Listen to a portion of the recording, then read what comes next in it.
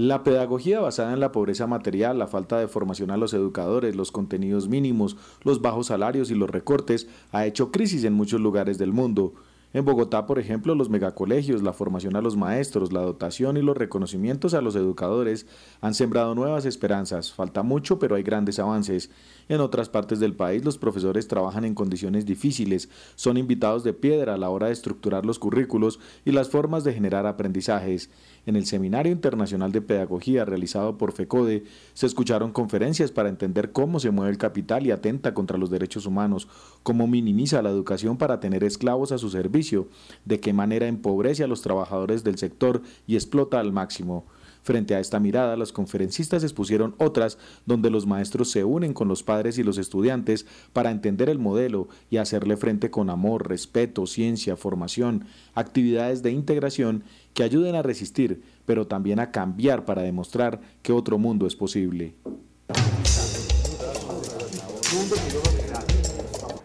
Muy buenas tardes, bienvenidos a Contrastes, porque la realidad tiene diferentes miradas. Este es un espacio concebido por la Federación Colombiana de Trabajadores de la Educación para que ustedes en la tranquilidad de su hogar construyan opinión.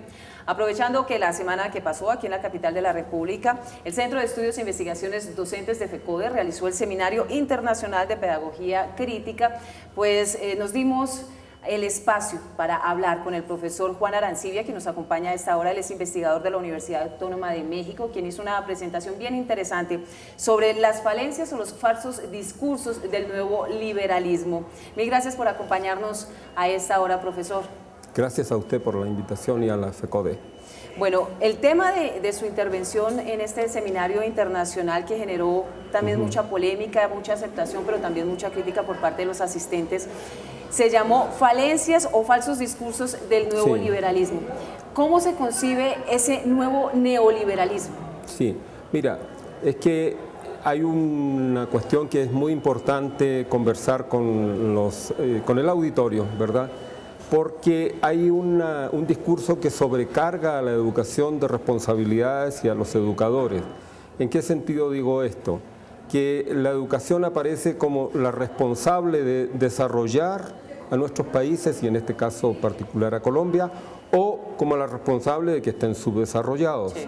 Entonces esto es un discurso sobrecargado sobre la educación, porque el tema del desarrollo no es solamente un problema de educación, es un problema de desarrollo de instituciones, de desarrollo de producción, de inversión, etc. Es un tema integral y complejo, y no solamente de responsabilidad de la educación.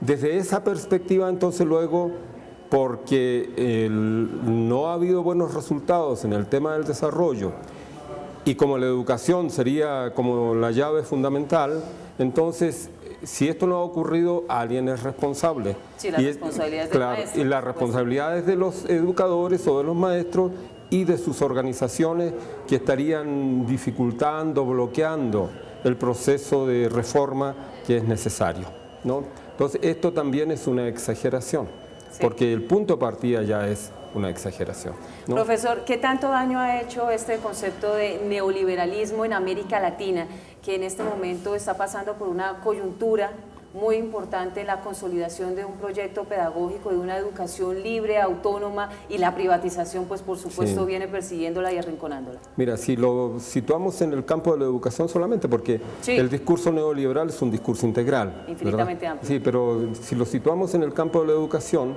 creo que es un discurso que además resulta simplista, porque está planteada la idea de que es posible resolver los problemas de la educación simplemente, de un lado, cambiando la orientación pedagógica, es decir, pasar de lo que podría ser un conductismo del pasado, un constructivismo educativo posterior, hacia una educación basada en estándares y en competencias. O sea que el problema sería un problema pedagógico.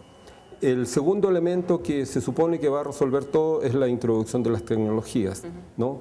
Ya sea a través del acceso a Internet, por medio de las computadoras o las tablets que se le entregan a los maestros o a los estudiantes. Entonces, como que la tecnología de una manera casi mágica va a resolver los problemas de la calidad de la educación.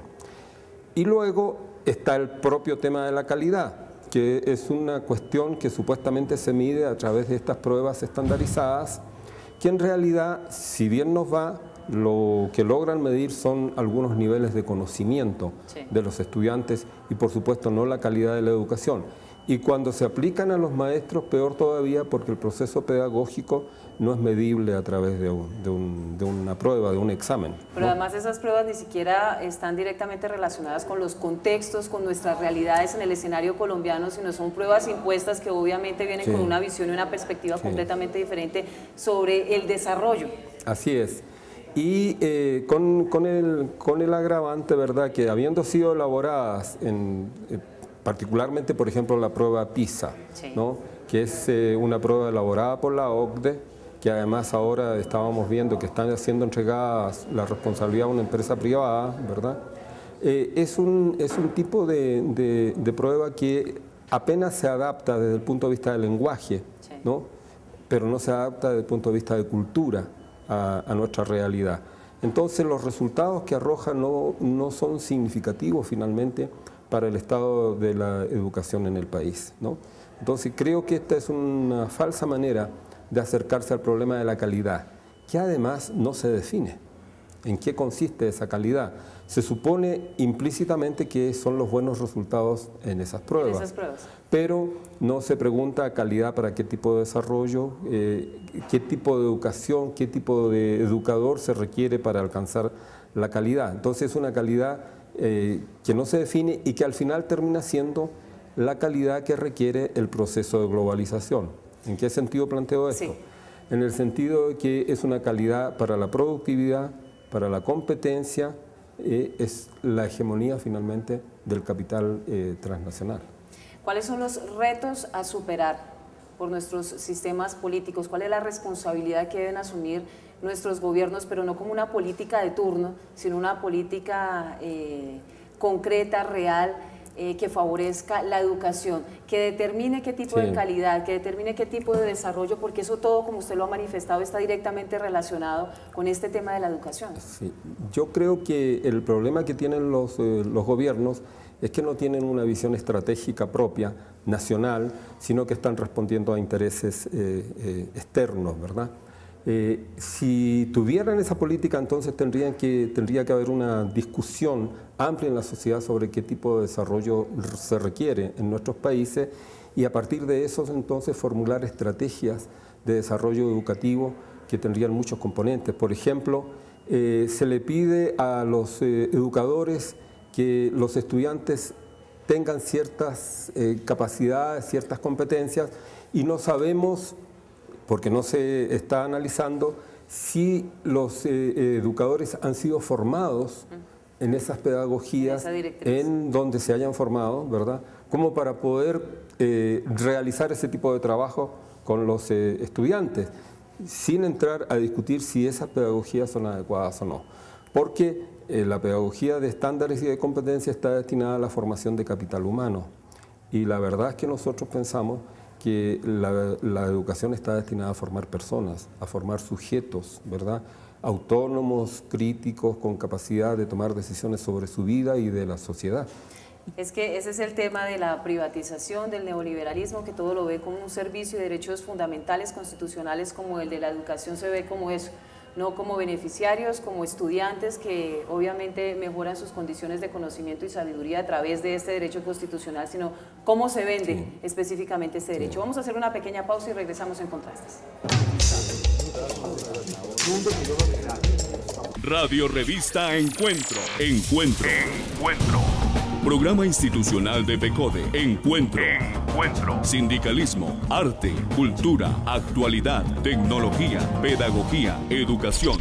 Encuentro. Las expresiones de vida con que se construye Colombia tienen un punto semanal de encuentro. Todos los sábados a las 7:30 de la mañana por Colmundo Radio.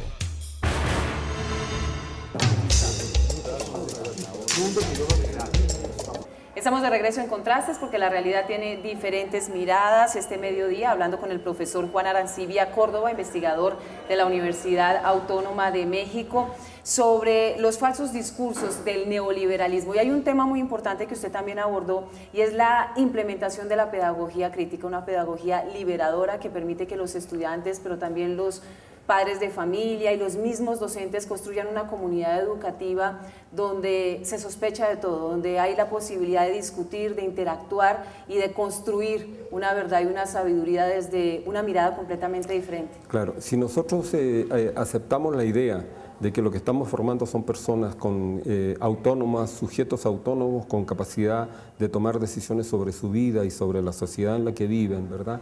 Entonces se requiere de una pedagogía crítica. ¿Crítica en qué sentido? En el sentido que parte de la idea de que en el aula no se transmiten conocimientos, sino que se construyen y reconstruyen conocimientos.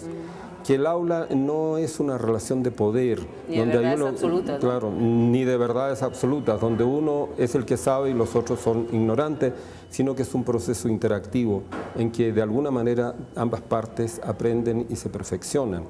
También, digamos, en la idea de que la pedagogía activa, crítica, nos ayuda a contextualizar el proceso de conocimiento, tanto en lo que tiene que ver con la realidad económico, social, política, también en la realidad cultural, ¿no? Y esto es muy importante porque la pedagogía crítica debiera ayudarnos a fortalecer las identidades y nuestra identidad nacional en cada uno de los casos. ¿Por qué es importante el tema de las identidades? Porque nosotros decimos que si no se sabe lo que uno es, no se sabe tampoco lo que quiere ni para dónde va. Sí. Entonces, muy importante esta perspectiva identitaria, ¿no?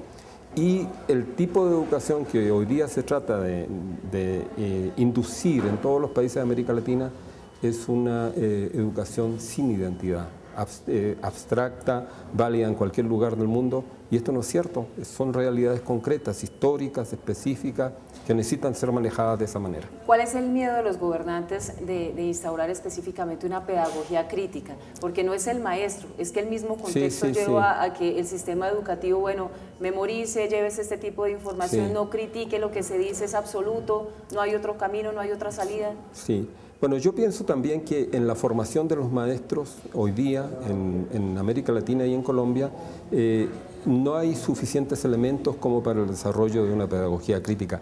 Ahí yo creo que es necesario intervenir en los procesos de formación, de manera de asegurar que estos procesos realmente tengan buenos resultados, ¿no?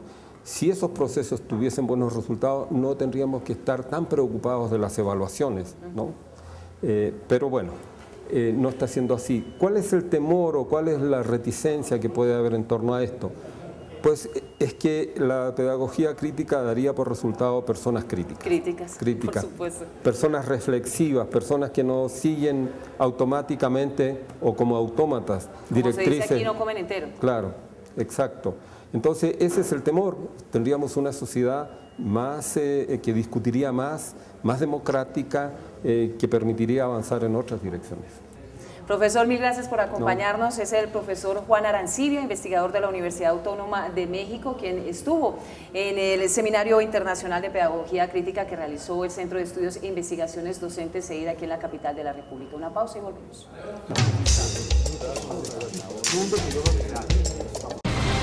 La magia de la radio por internet conecta al magisterio colombiano.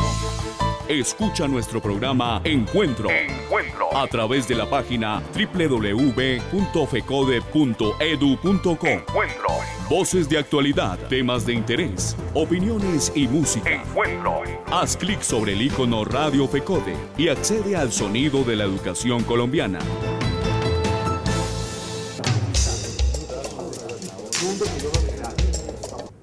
Bueno, y hasta ahora está con nosotros el profesor Larry King, él es director de investigación y tecnología de la Federación de Profesores de la provincia Columbia Británica en Canadá. Él en el evento convocado por el Centro de Estudios e Investigaciones Docentes, Seminario Internacional de Pedagogía Crítica, realizó un conversatorio bien interesante sobre las perspectivas críticas sobre el uso de la tecnología en la educación. En nuestro escenario, por supuesto que ese es un tema coyuntural. ¿Cuáles son esas perspectivas desde el discurso crítico del uso de la tecnología en el aula para que ésta no se convierta en una moda, en una forma de comunicación simple y sin trascendencia a través de las redes sociales? ¿Cómo potencializarla? En todo el mundo estas tecnologías están entrando más y más en los colegios y realmente toca tomar un paso para atrás para conseguir una perspectiva crítica y mirar qué está pasando cuando entra esta tecnología a estos contextos. Hay que entender que se desarrollan en un contexto capitalista y para el consumo, y es importante entender eso para ver cuáles serían usos más eficaces de la tecnología en la educación, para que vayan más allá de simplemente jugar juegos y realmente proveen oportunidades en la educación.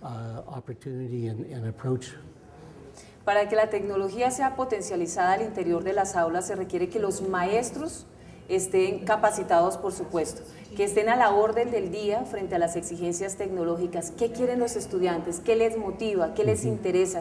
¿Y cómo transformar ese interés en el lenguaje del aula? ¿Cómo se debe hacer? Esa ha sido la experiencia cuando a los estudiantes se les ha dado un portátil o, como creo que es el caso acá, tablets. Lo que asumen la mayoría de los gobiernos y los ministerios es que solo les tienes que dar la herramienta a los estudiantes y ellos van a encontrar un uso educativo. Pero eso realmente no se ha visto en las investigaciones de estos programas, a menos de que realmente entrenes a los maestros y ofreces la oportunidad de pensar en una pedagogía que realmente los utiliza bien. Los estudiantes que reciben estos aparatos principalmente los usan para jugar juegos, ver películas y chismosear con sus amigos. Realmente es sumamente importante preparar bien a los maestros antes de que aparezcan las computadoras para los estudiantes en el aula.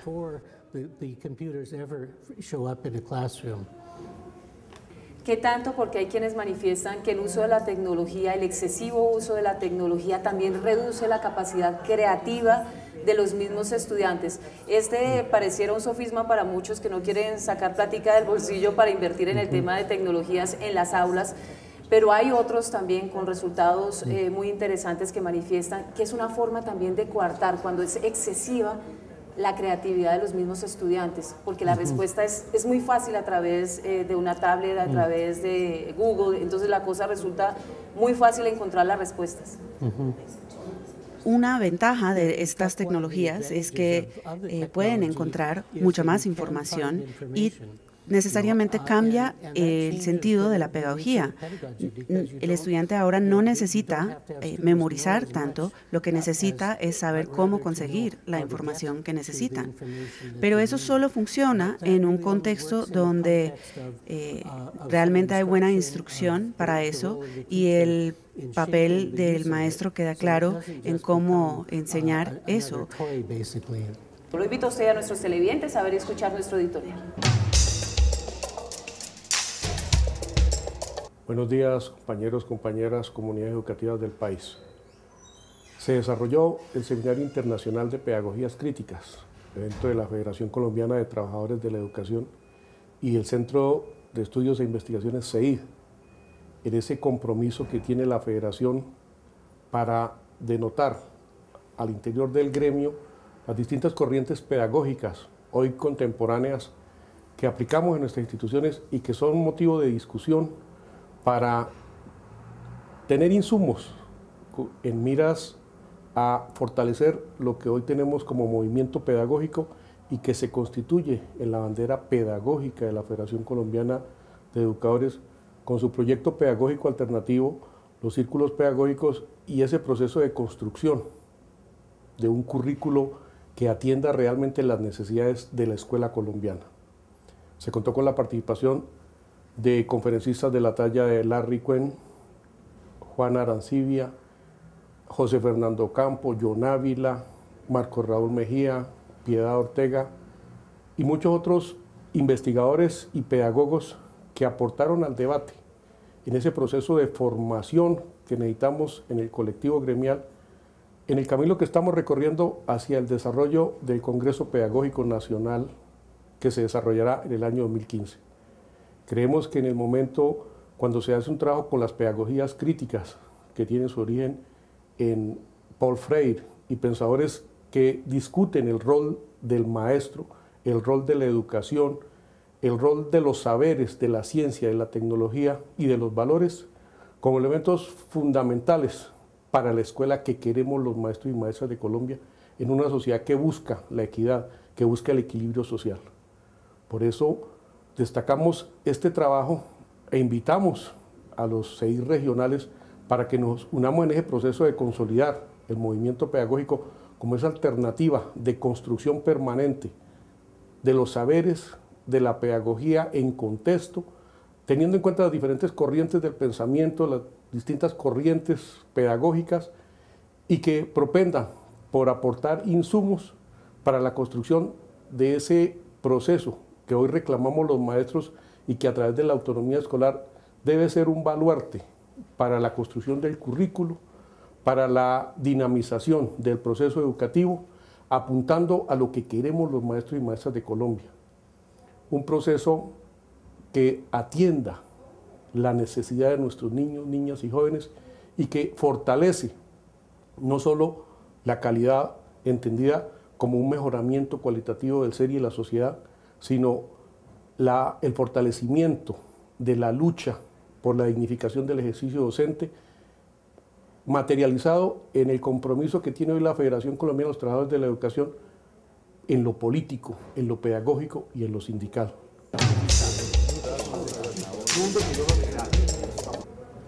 Profesor, hay quienes manifiestan que el exceso o el uso en el aula de la tecnología va a sacar de tajo al maestro. ¿Existe la posibilidad de que la tecnología pueda estar por encima de la presencia y el trabajo que realiza un educador? Yo creo que en algunos casos eso es lo que esperan los gobiernos, que la tecnología va a bajar los costos de la educación, pero la realidad es que para una educación de buena calidad se requiere un maestro. Aun cuando hay tecnología, se requiere el maestro para guiar al estudiante para que puedan tomar toda la oportunidad educativa del uso de ello. ¿Traen las nuevas tecnologías un discurso, una máscara escondida un poco para la homogenización del conocimiento, de la sabiduría, de la forma de actuar de nuestros jóvenes? Es realmente un problema que hay que enfrentar, la posibilidad de la homogenización, porque estas tecnologías pueden traer cosas globales, pues pueden ser un agente de la globalización que puede realmente hacer que los países pierdan un poco el sentido de su propia cultura y se vuelvan más y más parte de una cultura global, y eso puede crear problemas dentro de una sociedad.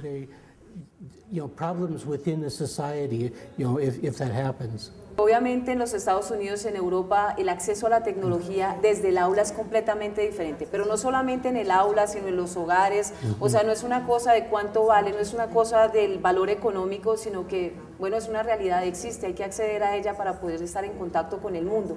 En América Latina no sucede, y ahí es donde el tema de la pedagogía crítica, un poco el discurso que usted presentaba, se convierte en una piedra angular muy importante, en un punto de partida para comenzar a transformar este tipo de imaginarios.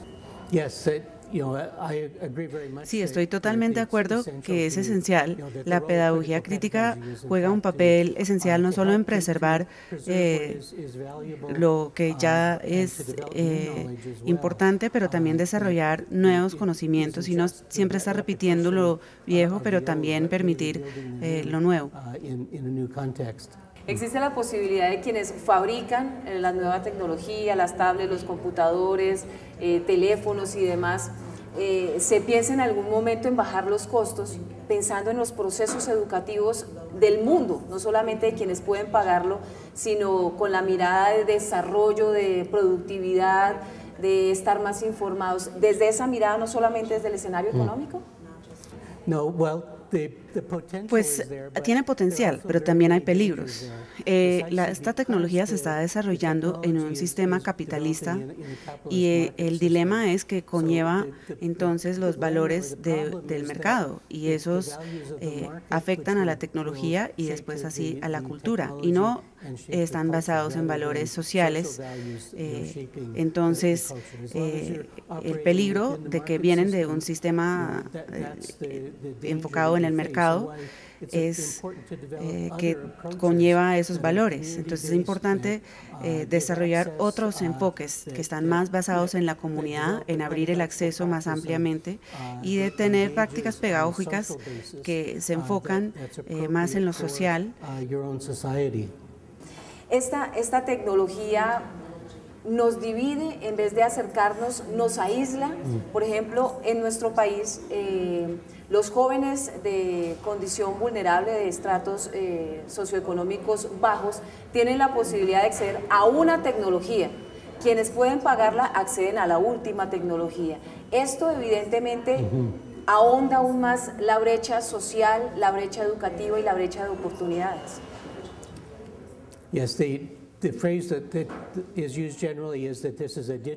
Sí, la frase que nosotros usamos es la brecha digital y la clase social realmente afecta bastante el acceso que los estudiantes tienen a la tecnología. Y aún en mi país, Canadá, 20% de los canadienses son pobres y no tienen acceso a la tecnología. Y eso ha creado hasta más desigualdad por medio de la tecnología en nuestro país. Y hay algunos estudiantes que no tienen acceso y otros que tienen acceso a equipo muy nuevo. Entonces, es realmente un asunto de justicia social. Tenemos que asegurar que los estudiantes que no tienen acceso por medio de sus familias, que no pueden pagar por la última tecnología, tengan acceso de otra manera. Una forma de hacer esto es por medio de centros comunitarios abiertos a la comunidad. En nuestros casos, a veces las bibliotecas en los colegios consiguen computadoras y acceso al Internet y los abren para la comunidad, para el acceso gratuito.